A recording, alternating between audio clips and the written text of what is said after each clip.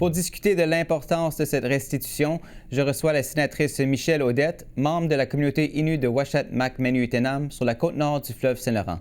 Bonsoir, Madame la sénatrice, et merci d'être avec nous. Oui, à vous.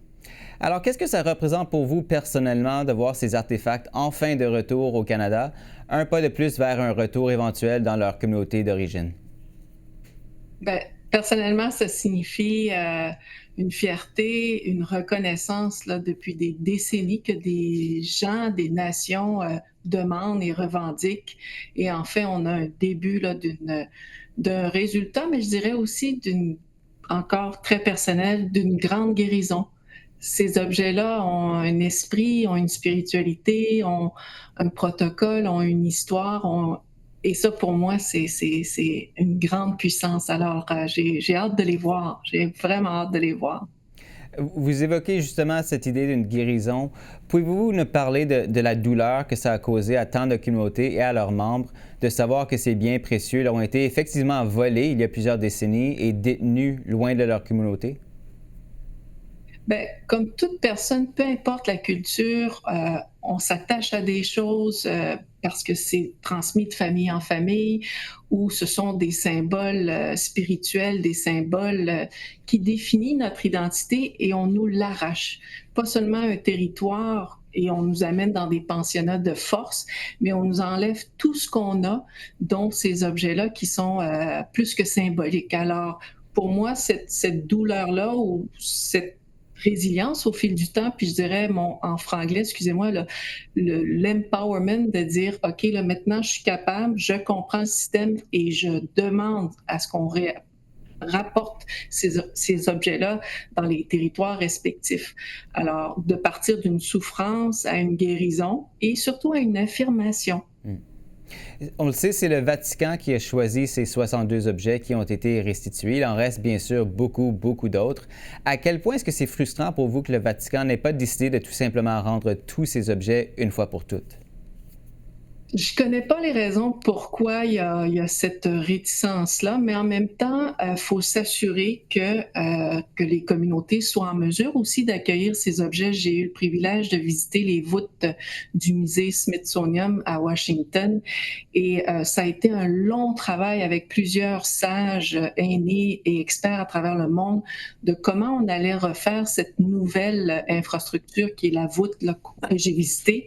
Et je vous dirais qu'avec une patience, une ouverture et des échanges et de prendre en considération le savoir de nos experts autochtones, je suis convaincue, je nous souhaite que c'est le même processus qui est en cours. Alors, s'il y a des retards parce qu'on nous empêche, c'est sûr que je vais dénoncer, mais je veux encore le bénéfice du doute, là, bien comprendre quels ont été et pourquoi 60 sur des milliers d'objets et de choses qui nous appartiennent. Là. Mhm. Il y a quand même une certaine controverse quant à savoir à qui le Vatican a restitué les objets, puisque c'est la Conférence des évêques catholiques du Canada qui est l'agent officiel chargé de les recevoir.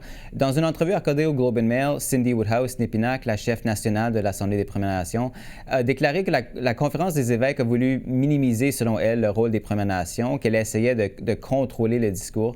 Qu'est-ce que ça vous dit du chemin qu'il reste encore à faire alors? Ben, il n'y a rien de surprenant. Je veux dire, ça fait des centaines et des centaines d'années, là, plusieurs siècles, là, qu'une école de pensée va penser à notre place, va nous imposer une façon d'être et une façon de faire. Donc, du jour au lendemain, je ne m'attends pas à ce qu'on nous laisse cet espace-là. Mais la beauté dans tout ça, c'est qu'on l'a pris la place. Et ça, pour moi, c'est là-dessus que je veux mettre l'énergie. J'ai vu des photos, des aînés étaient sur le sol là, pour accueillir l'avion qui a atterri à Dorval, à Pierre-Éliott Trudeau. Juste ça, pour moi, c'était déjà une déclaration ou une symbolique qui disait, peu importe la culture de religion qui essaie de faire des choses à notre place, elles étaient là, les personnes. Elles étaient debout et elles ont accueilli ces objets-là qui comme dit si bien l'aîné Commanda, Claudette Commanda, nos aînés, notre sagesse, nos ancêtres reviennent à la maison. Et quel message est-ce que ça envoie aux prochaines générations, le fait de pouvoir s'affirmer maintenant et d'être là pour recevoir ces objets? De toujours se souvenir que la tradition orale, les récits de nos nations ont une force incroyable, même à l'aube de 2026.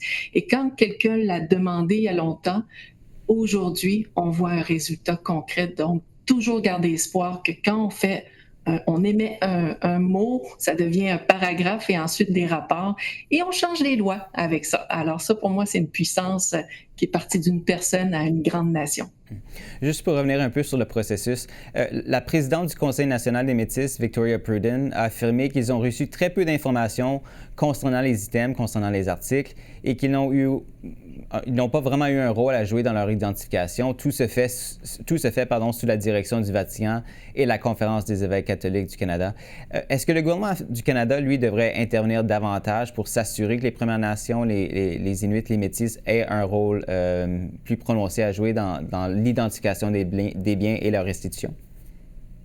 Ben, je pense que le gouvernement, son rôle, là, c'est vraiment personnel comme avis, c'est de soutenir. C'est pas de faire comme une partie prenante, mais une partie qui va soutenir tout ce processus-là. Et j'ai entendu pendant l'Assemblée des chefs, dans les corridors ou dans les échanges entre leaders des Premières Nations, qu'il y avait eu ce débat-là aussi, à savoir pour la participation du peuple métis. Alors ça, pour moi, je ne suis pas dans le détail, mais si on sait quelle date, de quelle année, de quelle période dans l'histoire des premiers peuples, on fait référence des Premières Nations, c'est peut-être là où l'importance que ce canal de communication soit très, très, très, très solide entre le Vatican et les peuples autochtones. Et le Canada qui parle de réconciliation, alors qu'il soit en appui pour être sûr qu'on soit en mesure d'accueillir tout ça. Pas pour nous, mais avec nous. Cette restitution, ça s'inscrit évidemment dans tout ce processus de réconciliation qui a été amorcé, on peut dire, peut-être depuis les derniers 20 ans à peu près.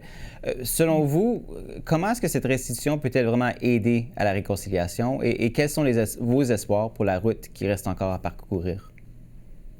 Dans une réponse très simple, en 2014, j'ai décidé un contrat pour la vie et d'aller en territoire où mes grands-parents, les grands-parents de nos familles, la Mouchouanapi, Rivière-Georges, où là, on va découvrir des artefacts. Et à chaque année, je retrouve des objets que nos ancêtres prenaient pour juste vivre en territoire.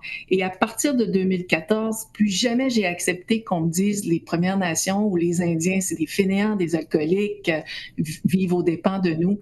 Quand j'ai vu là-bas un territoire presque pas d'arbres et pas de Canada Goose à l'hiver et pas de GPS à l'année longue, mon peuple était et est encore très, très, très vaillant. Et ça, pour moi, nos artefacts m'ont confirmé que j'étais vivante et que je le suis encore.